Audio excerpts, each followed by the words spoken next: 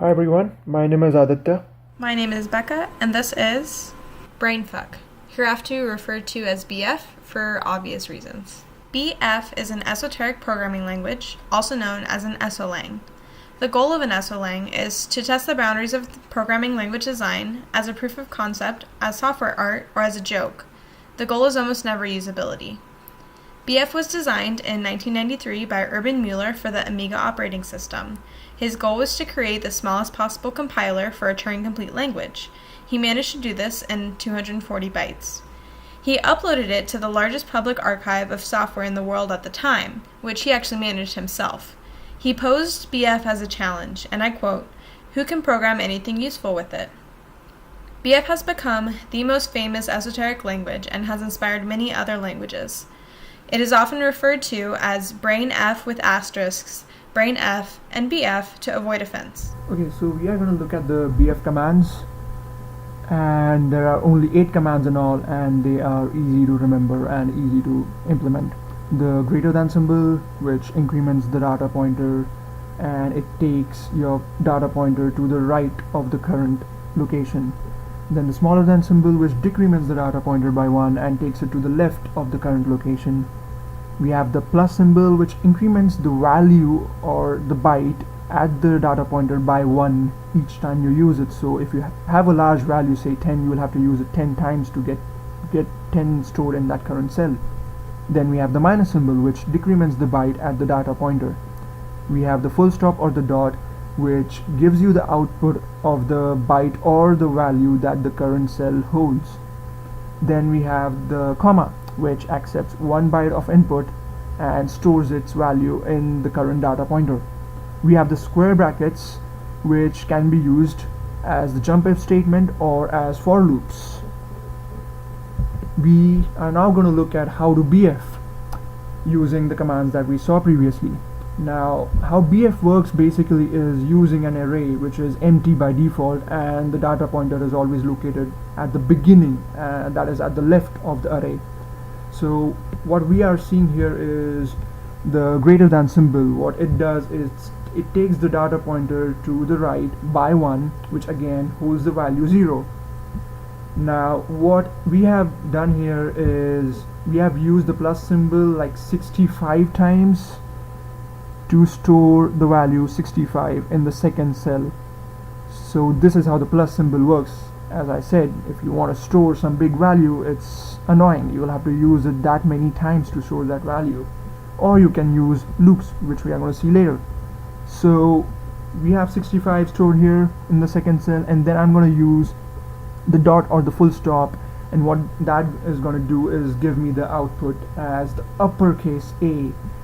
Why? And that is because 65 is the ASCII value for the uppercase A. Now if I used a smaller than symbol and went back to the previous cell which holds 0, I'll get the output as 0. Okay, so we saw how we can use the plus symbol 65 times to just print out the uppercase A, and that can become annoying at times. So we are going to look how we can print out A using loops, and it is pretty easy. So we know that by default the data pointer is always located at the left of the array, that is at the beginning of the array, and it stores the value 0 by default.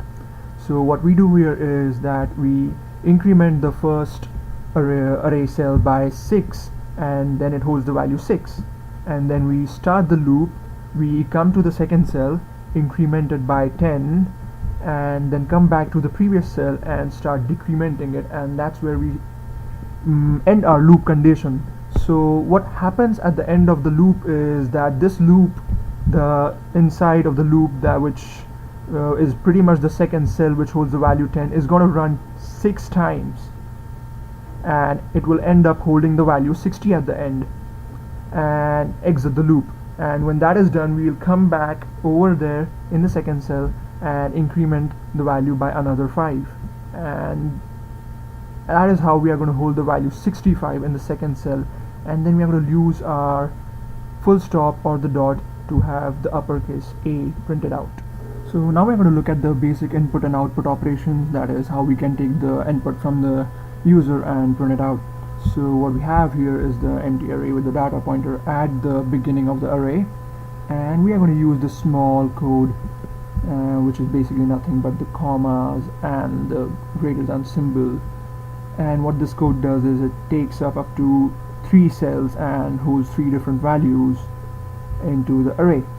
So the first one, say the user inputs 1, 2, 3, so the ASCII values of 1, 2, 3 will get stored in the first 3 cells of the array, and at that point the data pointer will be in the 3rd cell.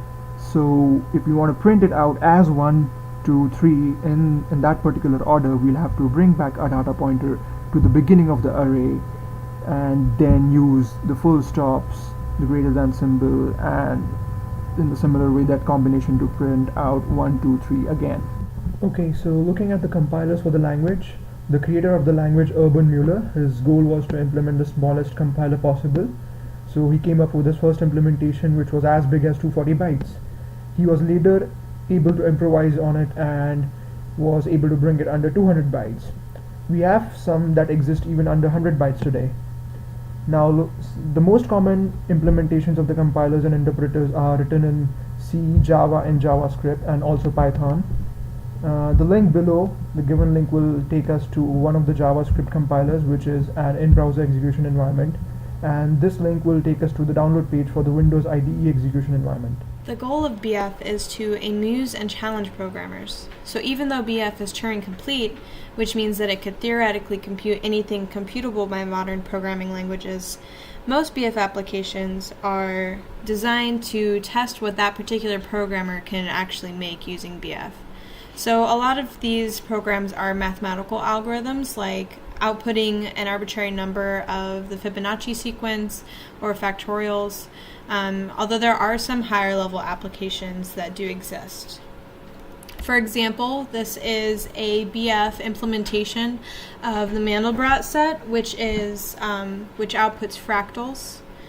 And here is a BF implementation of the Towers of Hanoi, which is a pretty famous mathematical puzzle. So here is the standard Hello World program for BF. As you can see, it is pretty difficult to read and to see what's going on here. So I'm going to go ahead and take you over to the JavaScript BF interpreter that we mentioned earlier. So I just copied and pasted the entire program. There's no input for Hello World, and I'm just going to click execute. And you can see that the output is Hello World. Now this particular interpreter also has an execute trace and compile to C function. So you can see in the trace that it actually kind of goes step by step to see what values you're putting in which register, which can be really useful for debugging.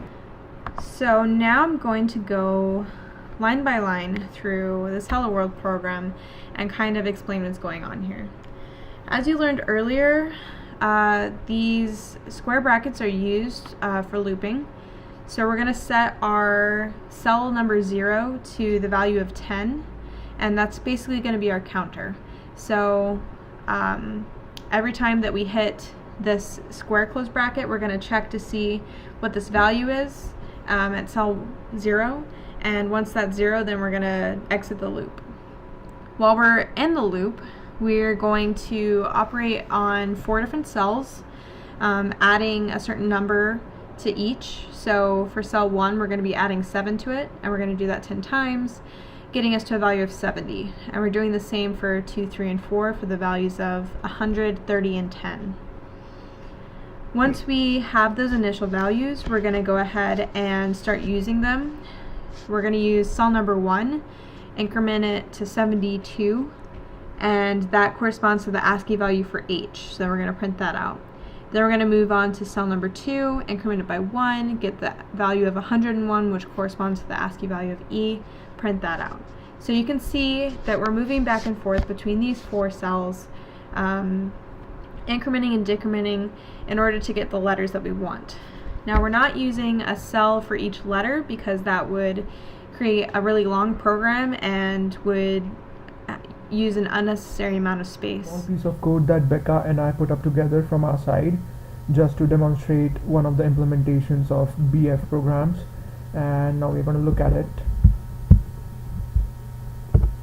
So this is the Windows IDE execution environment that we spoke of earlier, and I have the code there already. I copy pasted it, and I'm just gonna hit run over there, and there you go, we have hello Dr. Femiani.